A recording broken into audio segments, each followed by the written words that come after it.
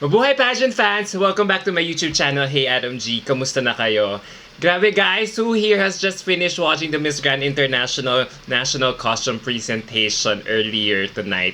My gosh, MGI really knows how to put a great show. Grabe, let's talk about the technical aspects of their show muna first. Grabe guys, the way the camera just panned talaga on the stage. Wow, it looks so huge and shiny, parang bagong floor wax sa ganda at linis. It was really well lit, and the huge giant LED screens at the backdrop bearing the logo of MGI was while slowly splinting to its grand majestic design was truly commendable. Ilaw na ilaw talaga yung stage at it was able to showcase the girls in their creative and show-stopping performances. But above all guys, I just love how everything was so HD or high definition. Ang glossy talaga, and how the production employed so many cameras from all angles to really highlight the girls and how they showcase their national costumes. May side camera shots, audience view shot, and alam mo yun, and tapos magpapan bigla close up sa mga costumes ng mga girls as they perform on stage. Wow guys, so setting aside the technical aspects of the production, it's now time to talk about my best national costumes for this event. Which 14 or 13 girls caught my attention in this event? Well, yun ang pag-uusapan natin, so you better stick around for my thoughts and insights.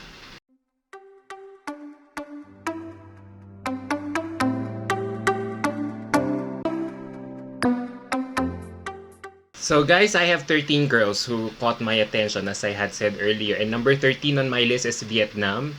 Talk about symbolism of Miss Tieng that we are living right now. Vietnam's Blue Angel should really be part of everyone's list with a message that it wants to convey here. Her Auday costume is actually inspired pala by a medical frontliner's protective suit or gear, who I think are really the unsung heroes of this time that we are living in. The blue lighting effect towards the end on her head just gave it a meaningful touch of light and hope that her country will somehow be able or eventually be able to beat the virus that has not only hit her country but around the world as well. So napaka-timely and relevant ng message. And number 12 on my list is Miss Hong Kong, Sen Yang. You know what? I really have to give it to this girl, whether on or off stage. She is such a natural. Granted, we have already seen this kind of costume in other pageants. It still worked for her as she more than made it up for her effortless showmanship here with her charm and winsome character. Yung hindi lang niya present, kumain pa siya ng dim sum while offering it to the audience to give it a more of an audience connection really says a lot about her showmanship. Consequently, she really got the crowd going for her. Bentang-benta talaga yung performance niya kanina. So, wow. Nagutom tuloy ako. Gusto ko na rin mag-dim sum bigla. And number 11 on my list is Miss Belgium. You know what? I really enjoyed Belgium's national costume here. I thought initially she was just parading with her white strapless gown. But as she went in motion, she was apparently in character pala, mimicking a Belgian comic character with her slow robotic movement and yellow wig on stage, which more than made up for the simplicity of her gown. Biglang napa-research tuloy ako ng cartoon character inspiration niya. That's how she captivated me here. She was just so refreshing in my eyes. And number 10 is Miss Angola. You know what? This girl easily makes it to my top 10 for opening the show with a bang with her warrior princess tribal performance, which really complemented the show's cultural vibe. You know, it's as if the way she stomped her feet, diba, just matched the background music of the show. It was haunting and heart-stomping. She really set the bar so high talaga for the girls to follow and give their best. At number 9 is Indonesia's Sophia Rogan. You know what? Sophia's national costume here, although simple, makikita nyo, still hit the spot for me. The only thing I always look forward to when it comes to watching national costumes is seeing a semblance or glimpse of the culture of the countries where these girls are coming from. And for Sophia, she chose a Balinese costume which really reflected so much of her country, culture, and hometown. And not only that, I feel Her national costume also showcased her beauty and simplicity amidst a sea of grand costumes kanina. She executed her presentation here with that elan and grace of the Indonesian women found in her hometown. And although I have seen this kind of costume in the past, nadala niya talaga ako sa ganda ng mukha niya. And next on my list is Philippines, Samantha Panlilio. Wow, I really did not expect to be stunned by Samantha Panlilio's performance here. When the camera immediately panned to her direction at the start, I was really stunned by her huge paru-paro wings at the back. It was inspired pala by the Paru-Paro Festival in Dasmariñas, Cavite with a hand-beaded costume suit and leg straps designed by Sir Louis Pangilinan, while the wings and headdress were made by Mr. Santino Rivera of Mabalacan, Pampanga.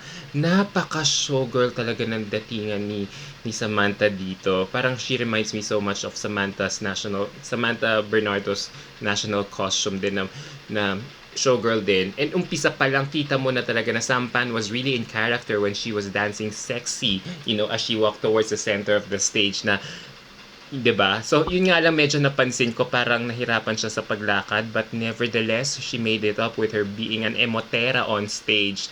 And to be honest guys, sa totoo lang, kinabahan ako in the middle of her presentation as I thought pinatayan siya ng ilaw. And that was like, what? How many seconds? Mga 10 seconds din. But it turned out it was part of her gimmick pala to showcase the lighting of her wings na blue and red. So, kabog! Kabugera talaga to si Sam. May pailaw si ate and it was something totally unexpected, but I am glad it worked. It added so much drama to her presentation. So, bravo to Sirs Louis and Santino. The costume was really exquisite and nagmukhang Diyosa si Samantha Panlilio dito. And now, let's go to my number 7 girl, which I'm giving to Miss Bolivia, another Latina who really caught my attention with her tribal costume, which is made pala of recyclable materials. So talk about sustainable fashion. And not only that, I'm also marveling her paper mache made headdress which complemented her sexy look here, and even though her headdress was so huge, it still did not distract me from focusing on her face, which I thought really looked so lovely.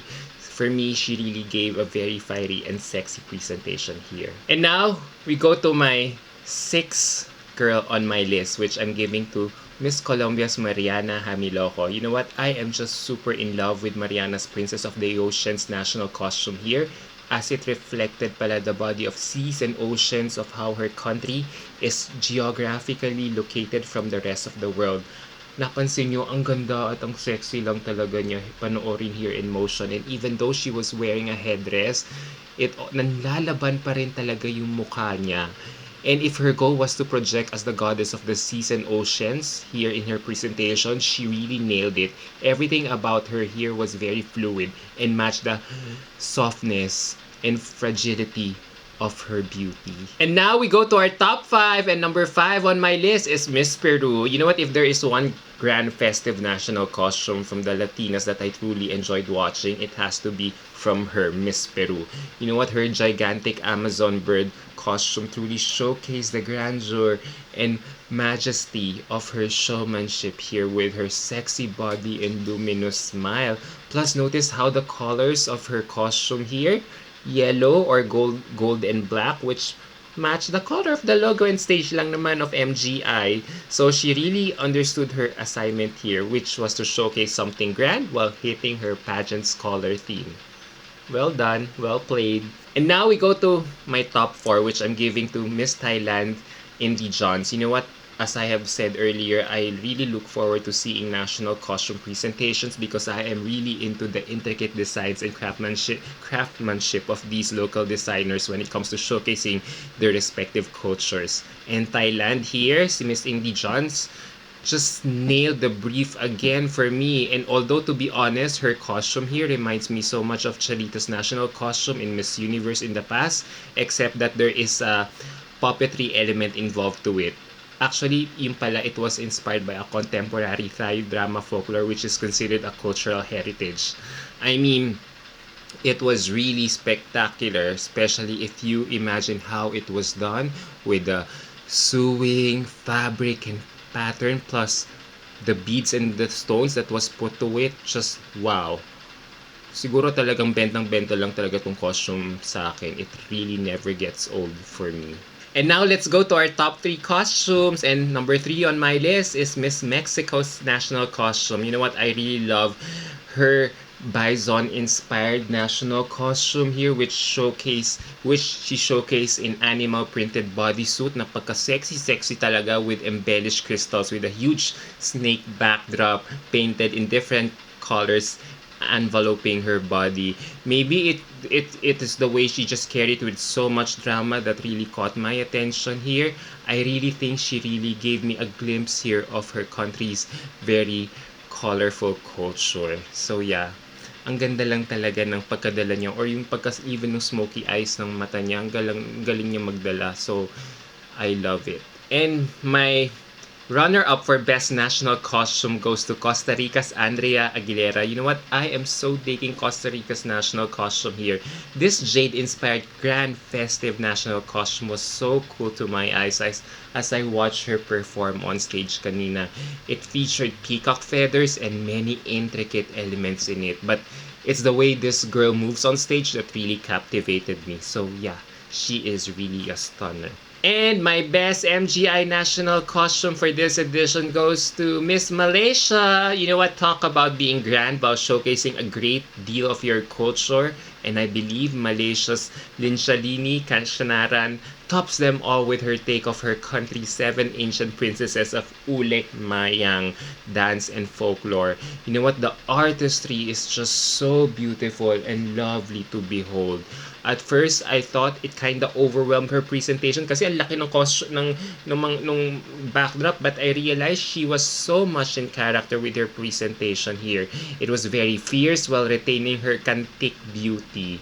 I really feel no stones were left unturned for this costume. So yeah, Malaysia is my overall pick for this aspect of the competition. So there you go, guys. What do you think about my MGI Best National Costume list? Does it match yours? Well, feel free to share your opinion down below so I could see where you guys are coming from again. Alright, guys. Ang next video ko will be my final picks. My final leaderboard for Miss Grand International this year. So I'll have to watch the prelims first before I will come out with my final leaderboard. Alright, guys, until my next video. Bye!